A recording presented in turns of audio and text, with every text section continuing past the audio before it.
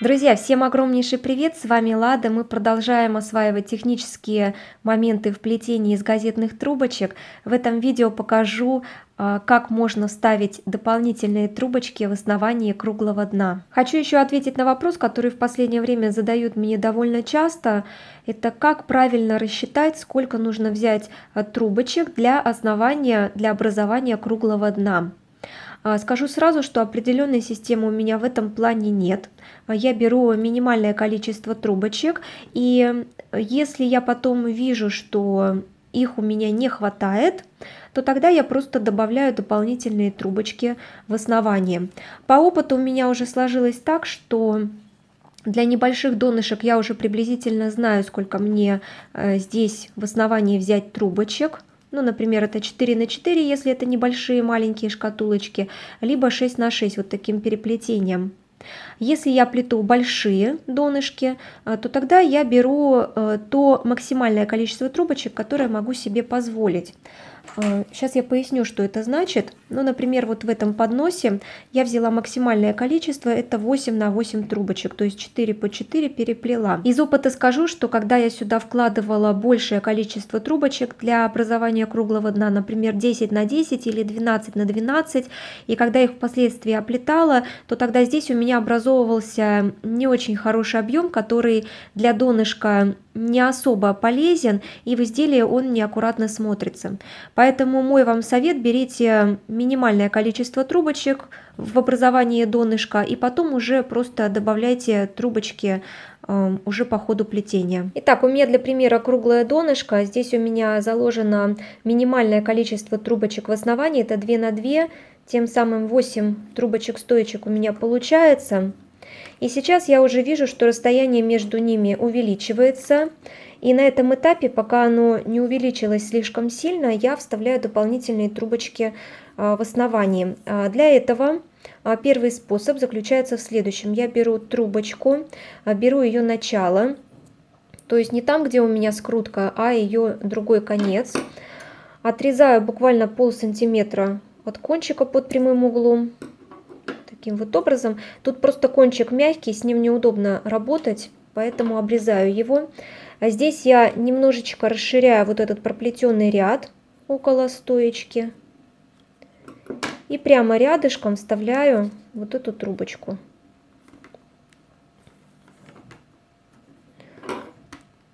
Далее делаю то же самое. Немножечко расширяю.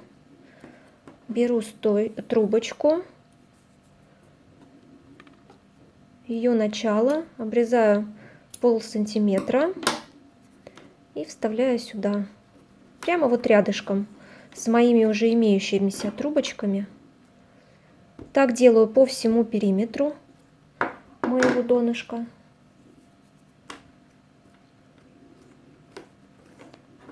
Стараюсь их закладывать не на уже имеющиеся трубочки стоечки, а рядышком. То есть вот таким вот образом. Вот такая картина у меня сейчас получается после добавления дополнительных трубочек в основание. И сейчас я просто проплетаю где-то ряда 2, чтобы вот эти новые трубочки в своем месте укрепились и закрепились.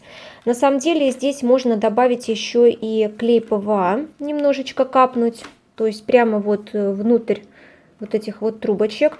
Но я в большинстве случаев этого не делаю, потому что 2 рядов оплетания вполне достаточно, чтобы эти трубочки закрепились в своем месте. У меня в общей сложности получилось оплести это все дело ряда 3. И сейчас я просто развожу вот эти группы трубочек по одной. Новая трубочка у меня хорошо закрепилась после 3 рядов оплетания, поэтому я даже не переживаю, что она выскочит. Но опять же повторюсь, если вы боитесь, то прямо внутрь капайте клея ПВА. Вот и все. Развожу и уже плету дальше. Итак, теперь показываю второй способ добавления дополнительных трубочек в основание. Беру трубочку, беру ее начало. Немного обрезаю кончик, все по той же причине, то что он достаточно мягкий, неудобный.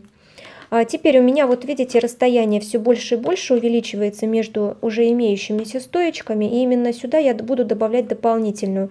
Я ее кладу вот таким вот образом посерединке. Кончик ее у меня выглядывает немного.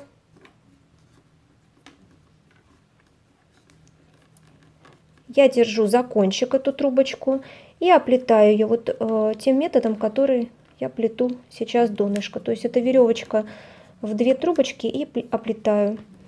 Вот таким вот образом оплетаю следующую. Кончик этот я пока оставляю. Сюда вставляю следующую трубочку. Точно так же, то есть я вот так вот обрезаю кончик у трубочки, подставляю ее между стоечками, держу конец и оплетаю ее.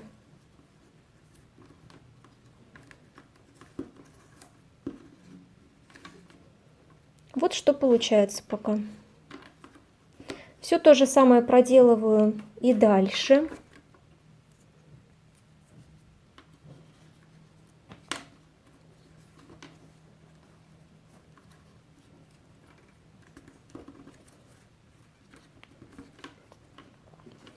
Оплетаю достаточно плотно, как можно плотнее.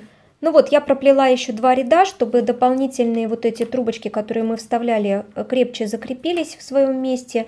Сейчас будем убирать вот эти торчащие кончики, и на этом этапе я буду капать немножечко клея ПВА.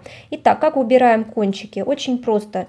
Я тяну за трубочку, конец которой немножечко у нас торчит, и вот так вот ее вытягиваю.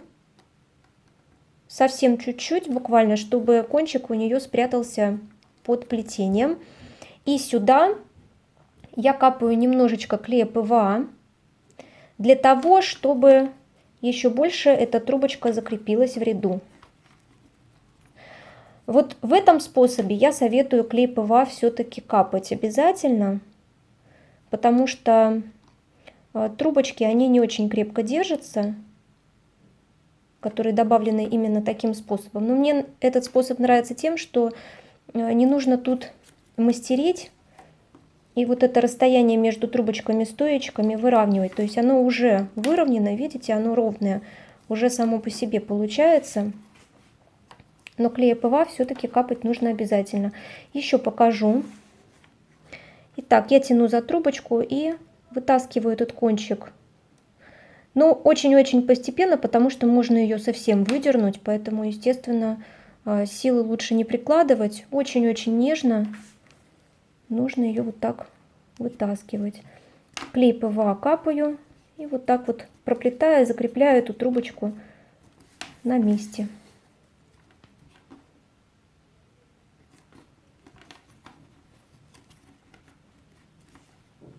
Вот такое донышко у нас с вами получилось после добавления дополнительных трубочек в основание. Здесь самое главное — это проплетать ряды достаточно плотно, чтобы вот эти новые трубочки, которые добавляются, очень хорошо сидели в своем месте, были как можно лучше зафиксированы. Мне нравится и первый способ, и второй способ. Чаще всего пользуюсь я первым способом добавления трубочек, но на самом деле все это по настроению и в зависимости от того изделия, которое плету. Так что экспериментируйте, пробуйте эти способы и находите для себя те, которые наиболее вам нравятся, наиболее оптимальны для вас. Я надеюсь, что это видео было в какой-либо его части полезным. Обязательно ставьте большие пальчики вверх, подписывайтесь на канал и жмите на колокольчик. Тем самым не пропустите выхода новых видео. Всем отличного настроения, легкого плетения. Увидимся очень скоро в следующих видео и трансляциях. Пока-пока!